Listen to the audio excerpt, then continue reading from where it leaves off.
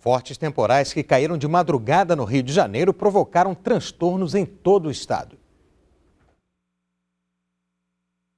A semana começou aqui no Rio de Janeiro com muita chuva, na noite de ontem e também na madrugada desta segunda-feira. E hoje a cidade amanheceu em estágio de atenção. De acordo com o Alerta Rio, um serviço da Prefeitura, foram registrados 18 pontos de alagamento. A região mais atingida foi a Zona Oeste.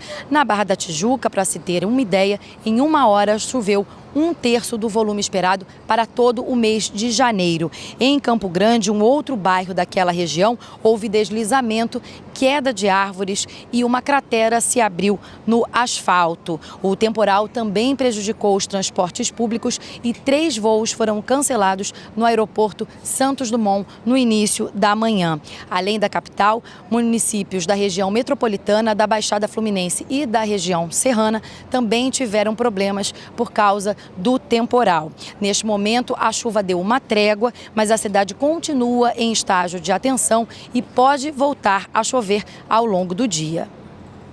A chuva também provocou problemas em outras partes do país. Um deslizamento na altura do município de Miracatu, em São Paulo, interditou a rodovia Regis Bittencourt. Os engarrafamentos chegaram a 23 quilômetros. Para liberar o trecho, as rochas que caíram na pista estão sendo implodidas. No Ceará, o fim de semana teve chuva de granizo em municípios do interior. Essas imagens foram postadas nas redes sociais por moradores de Massapê e Santana do Cariri. Balneário, pela primeira vez está caindo gelo. Isso é na história para a nossa localidade. O fenômeno é incomum no estado, mais conhecido pelo calor e pela seca. Mas já aconteceu pelo menos 3 vezes de dezembro para cá. A rodovia Regis Bittencourt foi liberada agora há pouco, depois de 24 horas de interdição. Um brasileiro foi solto depois de passar quase 10 dias numa prisão venezuelana. Ele embarcou para Miami, nos Estados Unidos, e disse que não sofreu maus tratos na cadeia. Jonathan Moisés Diniz foi acusado de promover atividades contra o presidente Nicolás Maduro. O governo brasileiro demorou 1 semana para encontrá-lo. Ele estava detido numa cadeia conhecida como A Tumba pelos ex-presos venezuelanos. O catarinense, de 31 anos, diz que foi detido quando estava trabalhando para uma ONG distribuindo alimentos, roupas e brinquedos aos venezuelanos.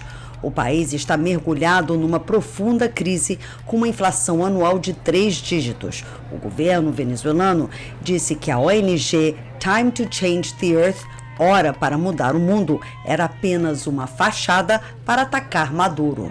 Jonathan não quis dar entrevista. Ele preferiu contar a sua história no Facebook. Ele disse que foi à Venezuela pela primeira vez em 2016 como mochileiro e se apaixonou por uma venezuelana.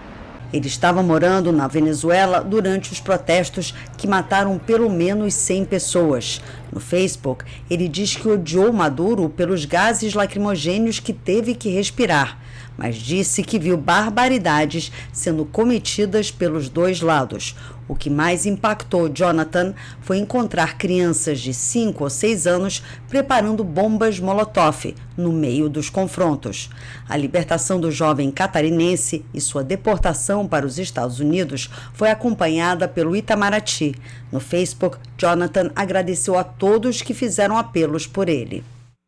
E protestos contra os casos de assédio sexual em Hollywood tomaram conta do tapete vermelho do Globo de Ouro, que premiou ontem os melhores da TV e do cinema. Na festa do Globo de Ouro em Los Angeles, as mulheres vestiram preto para lembrar a onda de denúncias que derrubou nomes como o produtor Harvey Weinstein e o ator Kevin Spacey.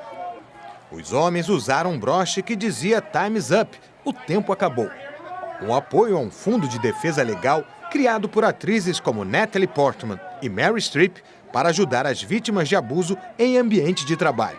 No discurso mais emocionante da noite, a apresentadora Oprah Winfrey disse que entrevistou pessoas que passaram pelas piores situações e que todas elas mantinham a esperança de uma manhã mais brilhante, mesmo durante as noites mais escuras.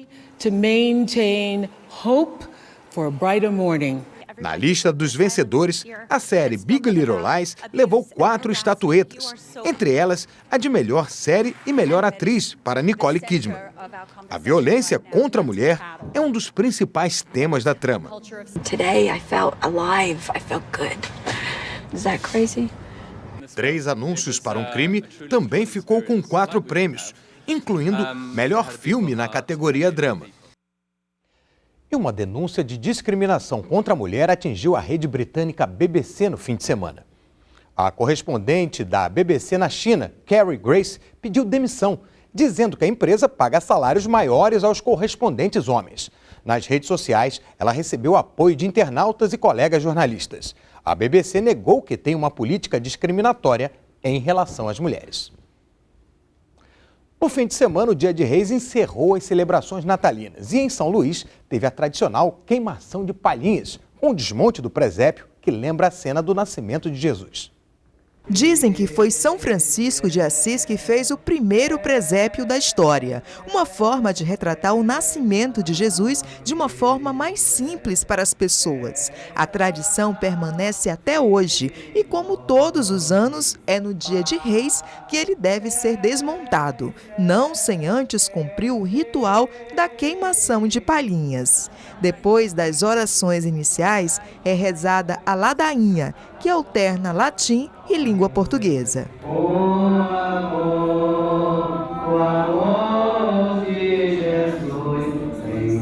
A queimação de palhinhas é feita tradicionalmente nas casas, igrejas e terreiros de religiões africanas.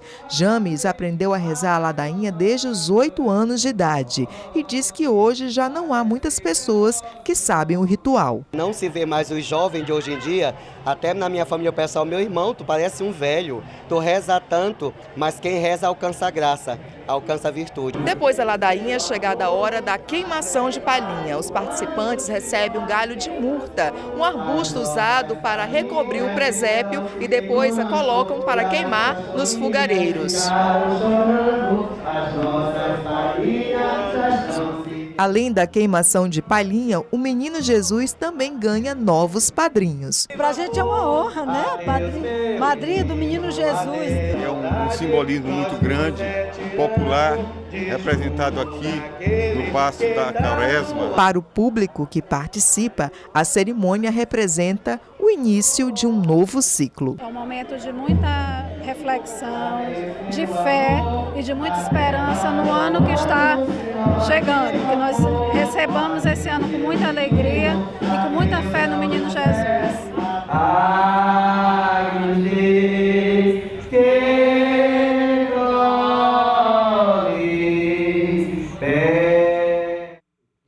No próximo bloco, o Barcelona apresenta para a torcida o atacante de 500 milhões de reais, o brasileiro Felipe Coutinho.